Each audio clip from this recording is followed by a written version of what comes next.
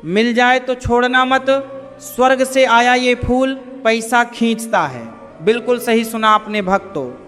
अगर आप भी जीवन भर की गरीबी, कर्ज और तंगी से परेशान हो चुके हैं तो एक सेकंड के लिए भी इस कथा को हटाने की भूल मत करना, क्योंकि आज आपकी दहलीज और आपकी तिजोरी से जुड़ा एक ऐसा स्वर्गीय महारहस्य आपके सामने खुलने जा रहा है जिसे सुनकर आपके रोंगटे खड़े हो जाएंगे। 99% लोग नहीं जानते कि धरती पर एक ऐसा चमत्कारी और दिव्य फूल मौजूद है जिसे साक्षात स्वर्ग का फूल कहा जाता है। आपने कभी ध्यान नहीं दिया होगा कि आपके घर के आसपास गली में, किसी पुराने मंदिर के कोने में या नदी के किनारे ये फूल रात के सन्नाटे में चुपचाप खिल रहा होता है और अपनी भीनी भीनी खुशबू बिखेर रहा होता है। शास्त्रों के अनुसार ये कोई साधारण फूल नहीं, बल्कि साक्षात समुद्र मंथन से प्रकट हुआ पारिजात का पौधा है, जिसे स्वयं देवराज इंद्र स्वर्ग से धरती पर लाए थे। जरा दिल पर हाथ रखकर सोचिए, क्या दिन रात खून पसीना बहाने के बाद भी आपकी जेब खाली रहती है? क्या तिजोरी में पैसा आते ही पानी की तरह बह जाता है और घर में हमेशा तंगी का साया मंडराता रहता है? तो कान खोलकर सुन लीजिए, आप अनजाने में इस दिव्य फूल को अनदेखा करके अपने ही हाथों से महालक्ष्मी की कृपा को ठुकरा रहे हैं। शास्त्रों में लिखा वो कौन सा गुप्त तरीका है जिससे इस एक फूल को तिजोरी या लाल कपड़े में रखते ही आपकी 7 पीढ़ियों की दरिद्रता जड़ से मिट सकती है? और वो कौन सी एक भयंकर भूल है जो अगर आपने इस फूल को तोड़ते समय कर दी तो पुण्य की जगह भयंकर कंगाली भी आ सकती है? आज इस महारहस्य का पूरा सच जानकर ही जाना, वरना जिंदगी भर पछताओगे। सनातन धर्म के ऐसे ही प्रामाणिक और जीवन बदलने वाले चमत्कारी रहस्यों को गहराई से समझने के लिए हमारे चैनल दिव्य इतिहास को अभी सब्सक्राइब करें और इस दिव्य यात्रा का हिस्सा बने।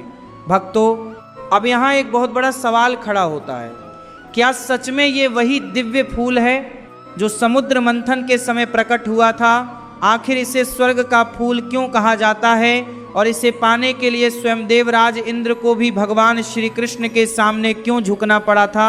आज हम पुराणों और प्रामाणिक कथाओं के आधार पर पारिजात के इसी अलौकिक रहस्य की गहराई में उतरने जा रहे हैं। हमारे सनातन धर्म के प्राचीन पुराणों, खासकर विष्णु पुराण और श्रीमद् भागवत महापुराण में इस बात का स्पष्ट और प्रामाणिक वर्णन मिलता है कि पारिजात यानी हरसिंगार कोई सामान्य धरती का वृक्ष नहीं है, बल्कि ये सीधे परमपिता ईश्वर के आदेश से प्रकट हुआ एक अलौकिक रत्न है।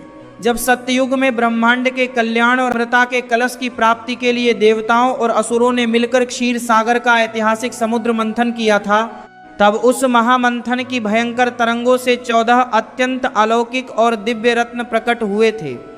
उसी समुद्र मंथन में साक्षात धन की देवी माता लक्ष्मी, कौस्तुभ मणि, कामधेनु गाय और अमृत रूपी कलश के साथ साथ जिस परम दिव्य वृक्ष का जन्म हुआ था वह स्वयं पारिजात का वृक्ष था। समुद्र मंथन से प्रकट होने के कारण पौराणिक मान्यताओं में पारिजात को माता लक्ष्मी का सहोदर यानी उनका भाई माना गया है। यही कारण है कि जहाँ भी पारिजात का पौधा या इसका पुष्प मौजूद होता है वहाँ माता लक्ष्मी खिंची चली आती हैं और अपने भाई के सम्मान में उस स्थान को कभी निर्धन नहीं होने देती।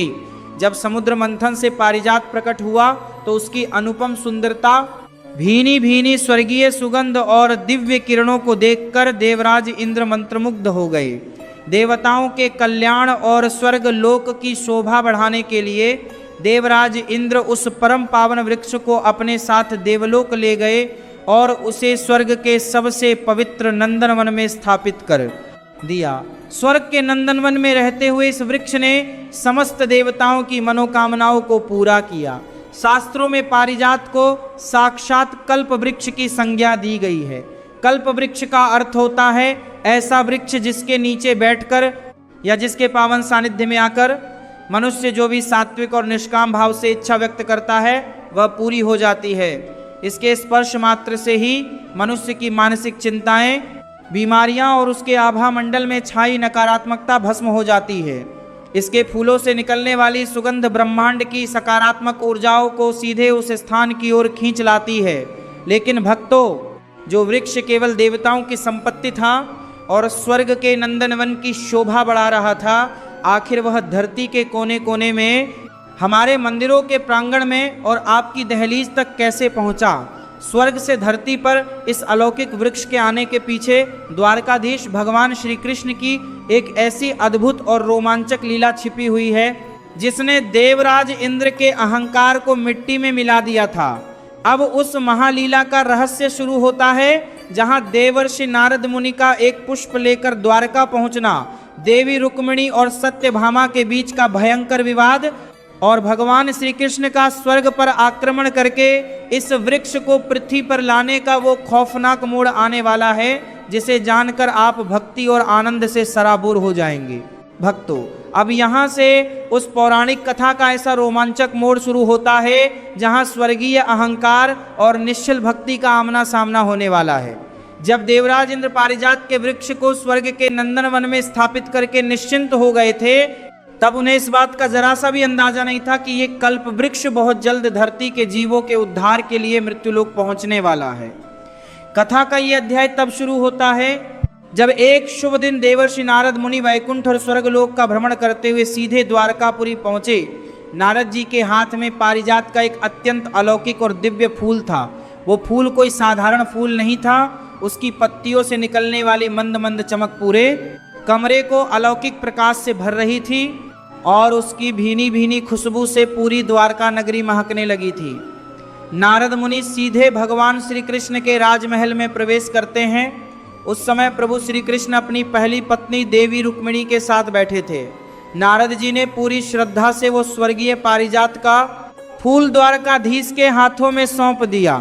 भगवान श्री कृष्ण ने मुस्कुराते हुए बिना एक पल का भी इंतजार किए वो अलौकिक फूल देवी रुक्मिणी के बालों में सजा दिया। जैसे ही वो फूल देवी रुक्मिणी के बालों में लगा, उनका स्वरूप साक्षात महालक्ष्मी की तरह और भी सुंदर और तेजस्वी हो उठा। लेकिन भक्तों, नारद मुनि तो अद्भुत लीला रचने के लिए ही जाने जाते हैं। उन्होंने अपनी लीला का दूसरा चरण शुरू किया और सीधे श्री कृष्ण की दूसरी प्रिय पत्नी देवी सत्यभामा के महल की ओर चले गए। सत्यभामा के सामने पहुंचकर नारद जी ने बड़े ही अनोखे अंदाज में कहा, हे देवी, आज तो द्वारकाधीश ने देवी रुक्मिणी को स्वर्ग का सबसे अलौकिक पारिजात का फूल देकर उन्हें अपनी सबसे प्रिय रानी साबित कर दिया। उस फूल की सुंदरता और खुशबू के आगे तो तीनों लोकों की वस्तुएं फीकी हैं। नारद जी के ये शब्द सुनते ही देवी सत्यभामा का हृदय क्रोध और जलन से भर गया। उनका स्वाभिमान दुखी हो गया। जब भगवान श्री कृष्ण देवी सत्यभामा के महल में पहुंचे तो उन्होंने देखा कि सत्यभामा रूठ कर बैठी रो रही हैं। श्री कृष्ण ने जब उनके गुस्से का कारण पूछा तो सत्यभामा ने हठ पकड़ लिया। देवी सत्यभामा ने कड़क आवाज में कहा, हे प्रभु, मुझे केवल एक पारिजात का फूल नहीं चाहिए। अगर आप मुझसे सच्चा प्रेम करते हैं तो आपको मेरे लिए पूरा का पूरा पारिजात का पेड़ ही स्वर्ग से लाकर मेरे आंगन में लगाना होगा। अगर वो पेड़ मेरे महल में नहीं आया तो मैं अपने प्राण त्याग दूंगी। भगवान श्री कृष्ण जानते थे कि ये केवल सत्यभामा की जिद नहीं, बल्कि इसके पीछे पूरे संसार में पारिजात के पेड़ को स्थापित करने की एक बहुत बड़ी दिव्य योजना छिपी है। प्रभु ने मुस्कुराकर सत्यभामा की जिद मान ली और उन्हें वचन दिया कि वे स्वयं स्वर्ग जाकर कल्पवृक्ष पारिजात को पृथ्वी पर लेकर आएंगे। लेकिन भक्तों, क्या देवराज इंद्र इतनी आसानी से स्वर्ग की सबसे बड़ी धरोहर और कल्पवृक्ष को धरती के मनुष्यों के लिए ले जाने देते? जब द्वारकाधीश भगवान श्री कृष्ण अमरावती पहुंचे और उन्होंने इंद्र से पारिजात का पेड़ मांगा तो इंद्र का घमंड आड़े आ गया। इंद्र ने साफ मना कर दिया कि स्वर्ग की इस संपदा पर केवल देवताओं का अधिकार है, धरती के साधारण मनुष्यों का नहीं। इसके बाद अमरावती में भगवान श्री कृष्ण और देवराज इंद्र के बीच एक घनघोर और भयंकर युद्ध छिड़ गया। ऐरावत हाथी पर सवार इंद्र और गरुड़ पर सवार द्वारकाधीश के बीच हुए इस युद्ध में आखिरकार देवराज इंद्र का सारा घमंड चूर चूर हो गया। जब इंद्र को समझ आया कि सामने खड़े श्री कृष्ण साक्षात भगवान नारायण हैं, तो उन्होंने क्षमा मांगते हुए पूरे पारिजात के पेड़ को सहर्ष प्रभु के चरणों में सौंप दिया। श्री कृष्ण उस विशाल और स्वर्गीय पारिजात के पेड़ को गरुड़ पर लाद कर सीधे धरती लोक की ओर ले आए। लेकिन असली रहस्य तो इसके बाद शुरू होता है। जब ये पेड़ द्वारका पहुंचा तो प्रभु ने इसे देवी सत्यभामा के महल के मुख्य आंगन में ही लगवाया। सत्यभामा का घमंड 7वें आसमान पर था कि पूरे स्वर्ग का कल्पवृक्ष अब उनके आंगन में खड़ा है। लेकिन अगले ही दिन सुबह जब सूर्योदय हुआ तो एक ऐसा अनोखा और अकल्पनीय चमत्कार देखने को मिला जिसने सत्यभामा के होश उड़ा दिए।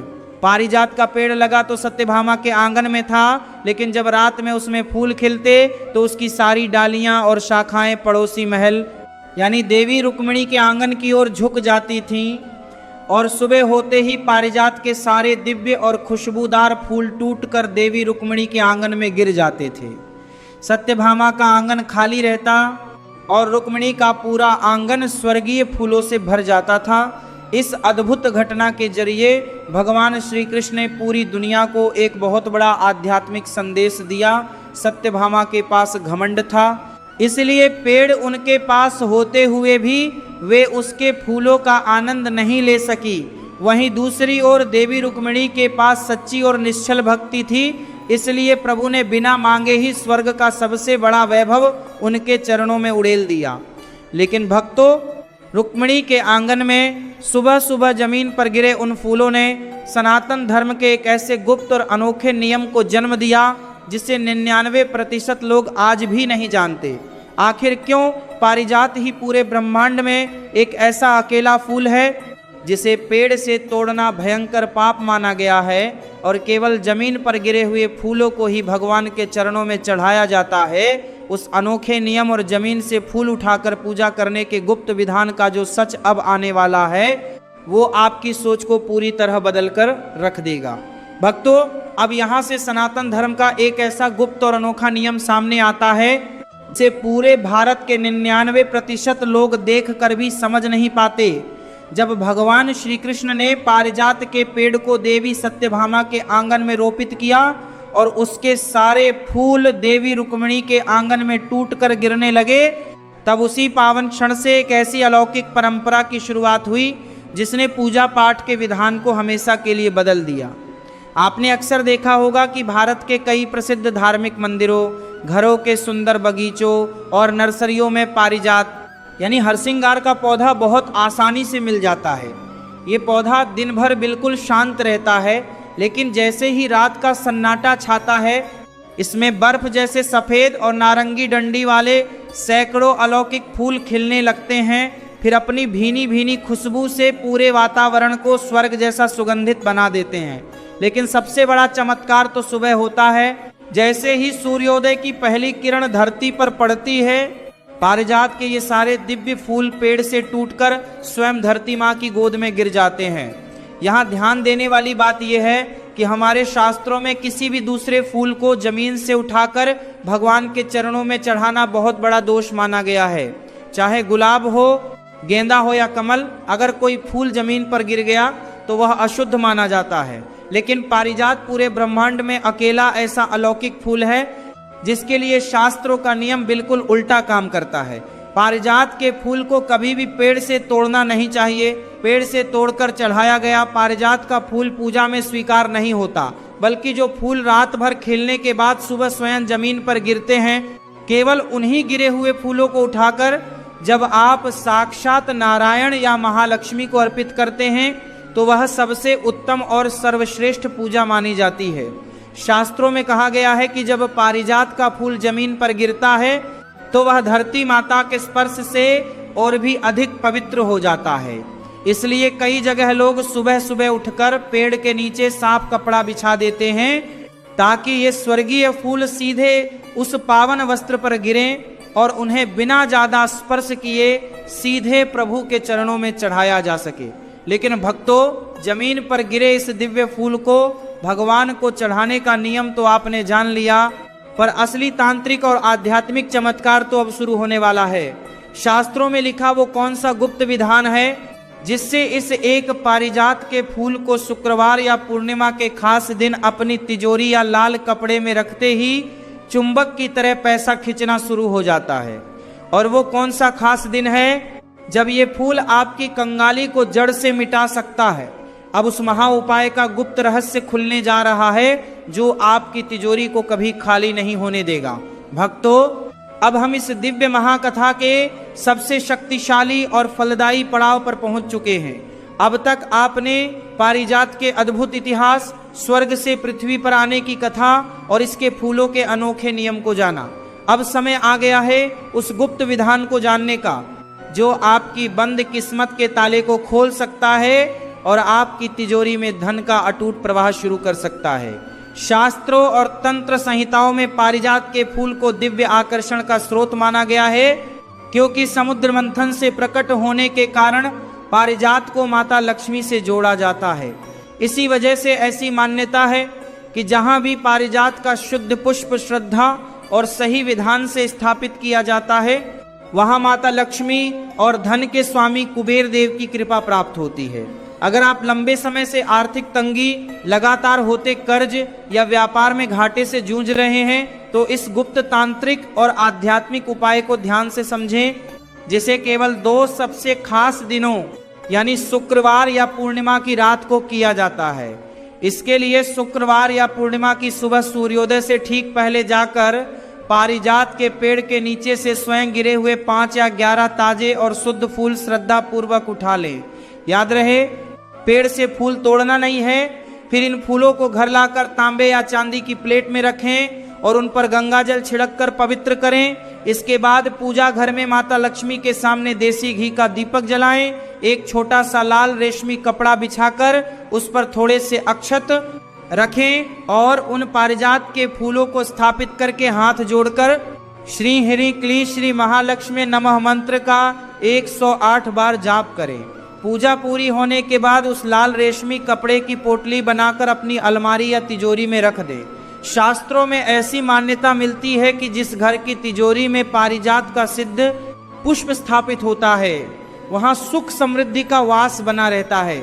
लेकिन भक्तों, सुबह की पूजा से लेकर तिजोरी के इस महा उपाय तक अगर आपने घर में पारिजात का पौधा लगाते समय या इसका उपयोग करते समय 3 भयंकर भूलें कर दी, तो आपके सारे प्रयास व्यर्थ हो सकते हैं। इसलिए वे 3 खौफनाक गलतियां कौन सी हैं जो आपके बने बनाए काम को बिगाड़ सकती हैं और जीवन में सुख समृद्धि बनाए रखने का अंतिम महानिष्कर्ष क्या है? अब उस अंतिम पड़ाव का सच सामने आने वाला है। भक्तों, अब हम इस महागाथा के सबसे अंतिम और सबसे महत्वपूर्ण पड़ाव पर पहुंच चुके हैं। अब तक आपने पारिजात के स्वर्गीय इतिहास, समुद्र मंथन के रहस्य, रुक्मिणी और सत्यभामा के प्रसंग और तिजोरी से जुड़े उपाय के बारे में जाना। अब आपको पारिजात के पौधे से जुड़ी हुए 3 भयंकर भूलें जानना बहुत जरूरी है जो आपके जीवन की सुख समृद्धि पर असर डाल सकती हैं। शास्त्रों और वास्तु से जुड़ी मान्यताओं में पारिजात को बहुत पवित्र और विशेष वृक्ष माना गया है। इसलिए इसे घर में लगाते समय पहली बड़ी भूल ये होती है कि लोग इसे किसी भी दिशा में लगा देते हैं। मान्यता के अनुसार इसे उत्तर या उत्तर पूर्व दिशा में लगाना शुभ माना जाता है। दूसरी बड़ी भूल ये है कि लोग इस पौधे के आसपास साफ सफाई का ध्यान नहीं रखते या गंदगी और गंदा पानी जमा होने देते हैं। धार्मिक मान्यताओं के अनुसार पवित्रता का ध्यान रखना जरूरी माना गया है। तीसरी और सबसे बड़ी भूल ये है कि लोग अज्ञानता में इसके फूलों को पेड़ से तोड़कर भगवान को अर्पित कर देते हैं, जबकि पारिजात के बारे में ऐसी मान्यता है कि केवल जमीन पर स्वयं गिरे हुए फूलों को ही पूजा में अर्पित करना चाहिए। अगर आप इन बातों का ध्यान रखते हुए श्रद्धा और भक्ति के साथ पारिजात के फूलों का उपयोग करते हैं, तो ऐसी मान्यता है कि आपके घर में सुख, शांति और समृद्धि का वास बना रहता है। सनातन धर्म के ऐसे ही प्रामाणिक, पौराणिक और जीवन से जुड़े रहस्यों को जानने के लिए हमारे चैनल दिव्य इतिहास को अभी सब्सक्राइब करें और कमेंट बॉक्स में जय महालक्ष्मी जरूर लिखें।